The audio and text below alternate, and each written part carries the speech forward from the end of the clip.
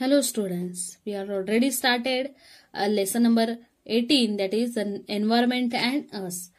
That is environment, पर्यावरण आणि आपण काय संबंध एकमेकांचा याबद्दल, because we are very close to the environment, because we are mostly depend upon the environment. So in this video we are learning how our needs we are completing from the environment. आपण बघणार आहोत आपण कसे human being कसं आपल्या गरजा complete करतो किंवा एन्व्हायरमेंट वेगवेगळ्या गोष्टींच्या गरजा कशा पूर्ण करतो. जसंच माणसाच्या गरजा आपण आपल्या गरजा कुठून पूर्ण करतो, एन्व्हायरमेंट मधून. तसेच एन्व्हायरमेंट मधले अदर फॅक्टर्स आहेत less like animal and plant, how they are completing their needs from the environment, that we have to learn in this video. Our need and the environment. Food, water and clothes are the needs of all people. बघा आपल्याला माहिती आहे अन्न, पाणी आणि कपडे.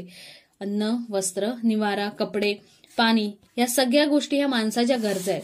And we use a lot of things to meet this needs. बघा आपल्याला अन्न पाहिजे असेल तर आपण प्लांट्सवरती डिपेंड आहोत. वेगवेगळ्या प्रकारच्या ऍग्रिकल्चरच्या मदतीने आपण क्रॉप्स घेतो, प्लांट ग्रो करतो आणि त्याच्या मदतीने आपण फूड घेतो.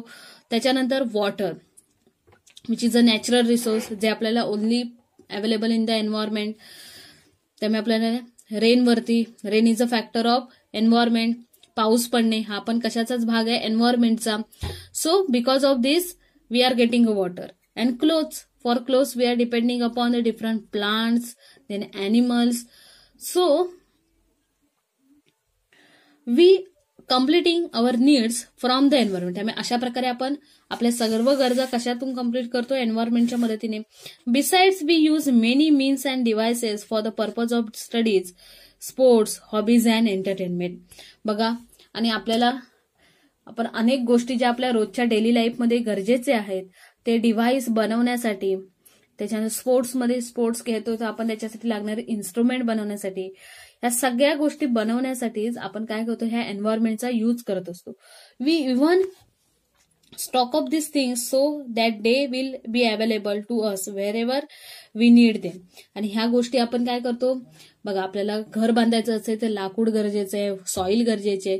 ह्या सगळ्या गोष्टी किंवा आपल्याला घरामध्ये बसायला सोफा, खुर्ची पाहिजे तर आपण कशाचा यूज करतो, wood material which is getting from a plant. लाकूड आपण यूज करतो आणि ते लाकूड आपण कुठून मिळतो, झाडांकडून मिळतं. सो आणि आपण काय करतो, अशा गोष्टी आपण स्टोअर पण करून ठेवू शकतो.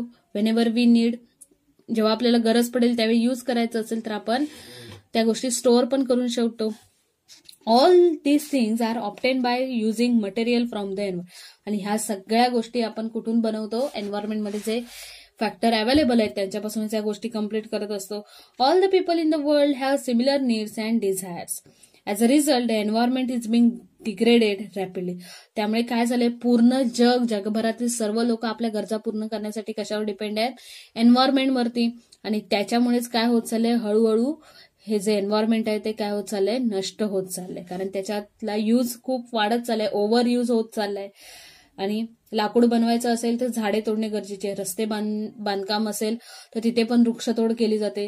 सो त्यामुळे काय होते, प्लांट संख्या रिड्यूस होते. त्यामुळे हळूहळू काय होते, एन्व्हायरमेंट, कारण आपलं एन्व्हायरमेंट म्हणजेच काय, हे अॅनिमल, प्लांट्स ह्या सगळ्यांनी मिळून तयार झालेली गोष्ट म्हणजे त्याला आपण एकत्रपणे काय म्हणतो, environment.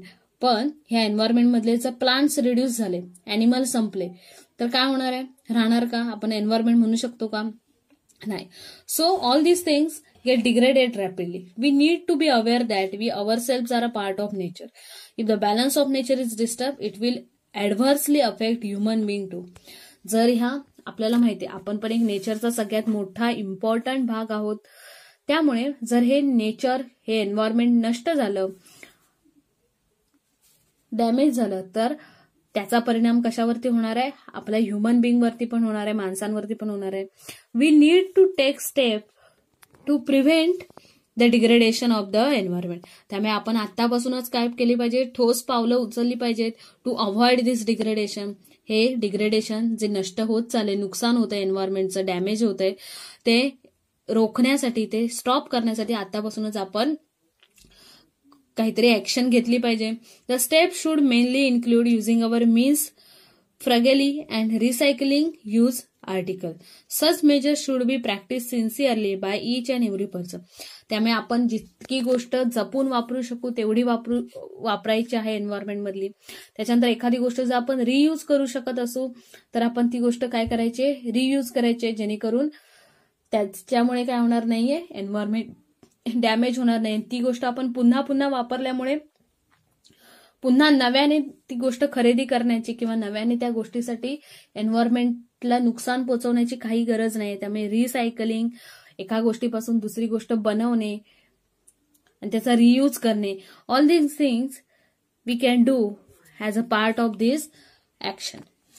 So let us all ensure that no action on our part will cause pollution or cause harm to living things.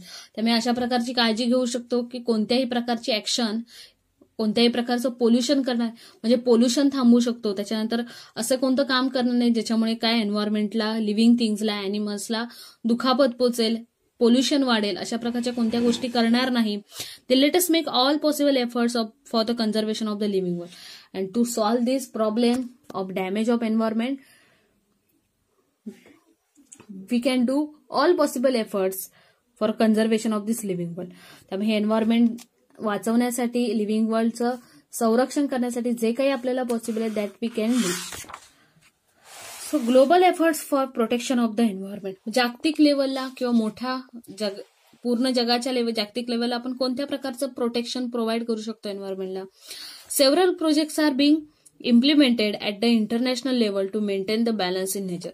त्यामुळे गव्हर्नमेंट थ्रू सुद्धा वेगवेगळे मोठे इंटरनॅशनल, आंतरराष्ट्रीय दर्जाचे अनेक प्रोग्राम अरेंज केले जातात, ज्याच्या थ्रू काय केलं जातं, हे एन्व्हायरमेंट मेंटेन ठेवण्याचं काम करतं.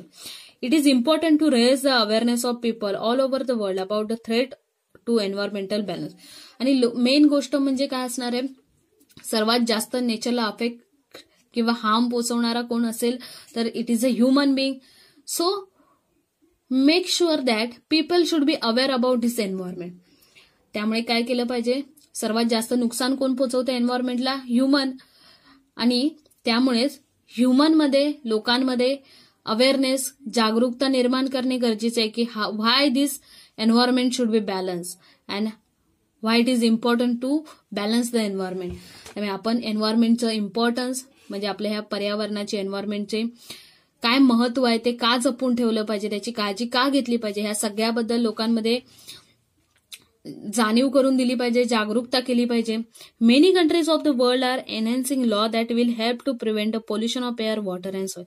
त्यामुळे काय केले, बऱ्याचशा देशांमध्ये, कंट्रीजमध्ये काय केलंय, हे पोल्युशन रोखण्यासाठी वेगवेगळ्या प्रकारचे गव्हर्नमेंटने लॉज केलेत, ऍक्ट केलेत, नियम काढलेत, कायदे काढलेत आणि त्यांच्या मदतीने काय होते, हळूहळू पोल्युशन कमी व्हायचा प्रयत्न केला जातोय.